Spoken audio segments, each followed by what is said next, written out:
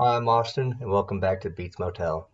If this is your first time seeing my videos, I just go through books, anything that y'all want to watch, and I review them. Um, for this video, I picked out 4 books that I really think you can read year-round, but except for one of these books, this is the perfect time to read it. One of these books, there's 2 seasons that you can read it that work out perfectly. So, without further ado, let's hop into it.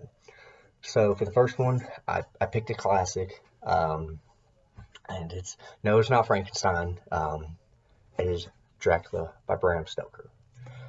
This is there's a reason it's a classic. I mean, I can't say enough about this. I mean, I will say that with all four of these books, but again, there's a reason this is a classic. If you don't know what Dracula is about, um, this is vampires before it was Twilight. I mean, this is to be honest, this is when vampires you thought of a vampire and you didn't think of in the sun, bright, shiny, sparkly, 6-pack abs and stuff. So yeah, so you can pick a copy of this up for I think like under $3 on Amazon. If you have Prime, you get it shipped in like 2 days. So that's a great one. This next one is the one that you can read. I said this. There's 2 seasons to read this. There's Halloween season, so November, pretty much October through Christmas is the perfect time to read this book. I'll give you a second to think of it. Nosferatu by Joe Hill. It really looks like a monster of a book. It really is. This version of it clocks in around, 760 pages. And if you don't know what Nosferatu is about, AMC did a short series, I believe. I think it was like 10 episodes or something like that over this. But it's written by, most of you don't know who Joe Hill is. He's Stephen King's son.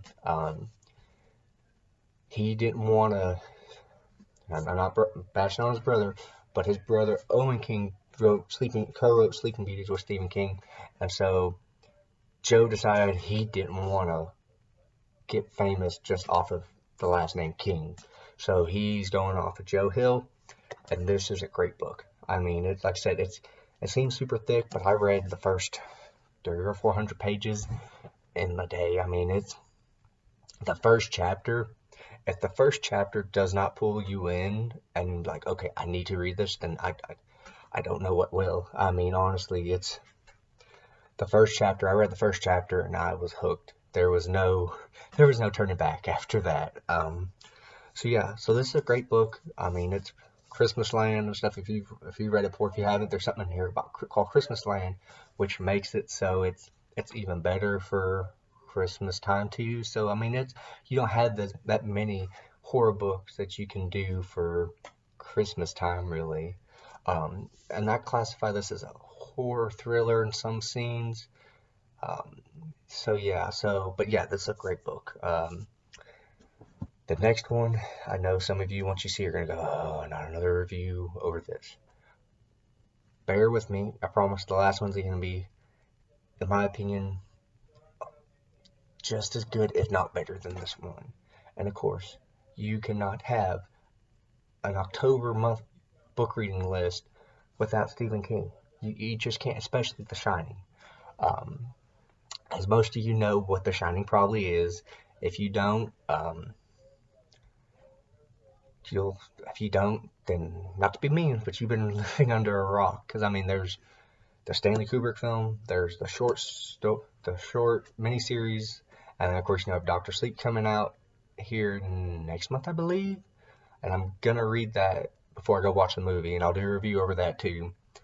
But yeah, The Shining. There's a reason that it's among people's tops books of all time. It's up there in my top 5. Now, some people don't like it because it drags, but I mean, some Stephen King books are like that. But the reason they're like that is because he's trying to build well-rounded characters. He's trying to make it so you understand, especially in the book. If you've seen the movie, the book and the movie are nothing alike. And the movie, Stanley Kubrick tries to make it eerie and creepy and horror-ish. And this, Stephen King really emphasizes and really focuses on the family, how the family seems to be more authentically loved than in the movie. If you've seen the movie, you understand what I mean.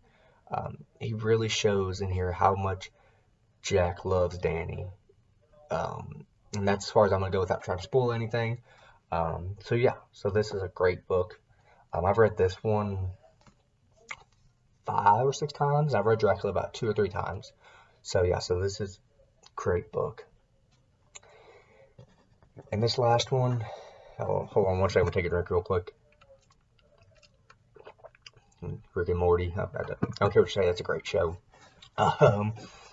This last one, I picked up and I read it, and I'm not going to lie, this is easily in my top, easily in my top 10. I'm pretty sure it makes top 5 books of all time that I've read. I actually ordered the hard copy of this so I could have that too. For books that I really love, I'd love to have multiple versions of them. Like The Shining, I have 4 copies of The Shining. And I'm sure I'll have that many, if not more, of this book, because this book was, I don't know how this book doesn't get more praise. And it, of course, is Heart-Shaped Box by Joe Hill. There's not enough I can say about this book. I mean,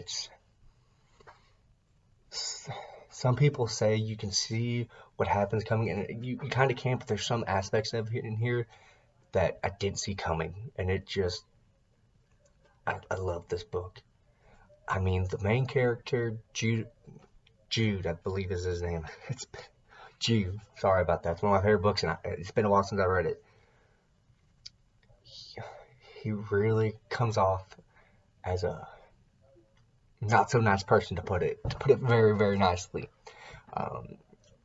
But I just love this book. I don't know what it is about it. I just love this book. I love the book. I just do. That's all I'm gonna say. Otherwise, I'm gonna keep repeating myself. I mean, it clocks in around. Let's check it real quick. 351 pages. My copy of it. So I mean, it's not like it or The Stand. It's not like some of his dad's books where it's super thick. Yeah, this is just a great book. If you get the chance, I probably will read this before Halloween.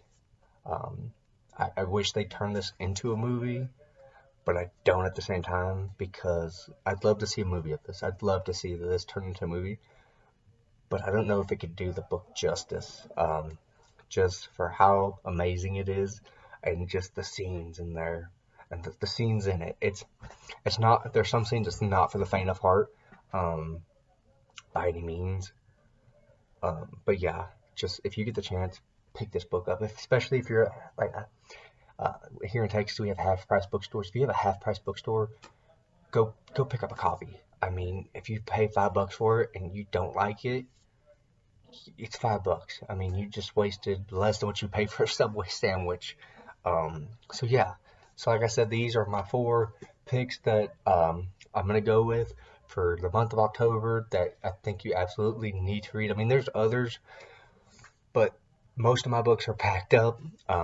So these are the 4 that I saw that I wasn't gonna have to go digging through boxes upon boxes. So yeah, so pick up a copy of these books. Subscribe if you like. If you like the video, subscribe. Go watch my other videos. Like I said, this channel is just starting. So like I said, I hope for this channel to grow. If there's anything y'all would like me to review on, a book, movie, TV show, anything like that, I know, except for like one book on here, they've all been horror books. But if you want me to do books, reviews on fantasy too, or anything like that, let me know. I plan on reading the Powder Mage trilogy, and going from there and see how I like those. And I also have 1,000 Names, I believe is the book, by Django Wexler. I plan on reading that too. So I mean, I'm trying to expand what I read. I also read history books. I'm a huge history buff. So if you'd like to see something on that, let me know. If you If you'd like to ask a question or anything, leave it in the comments and I'll respond as quickly as I can. All right, thank you.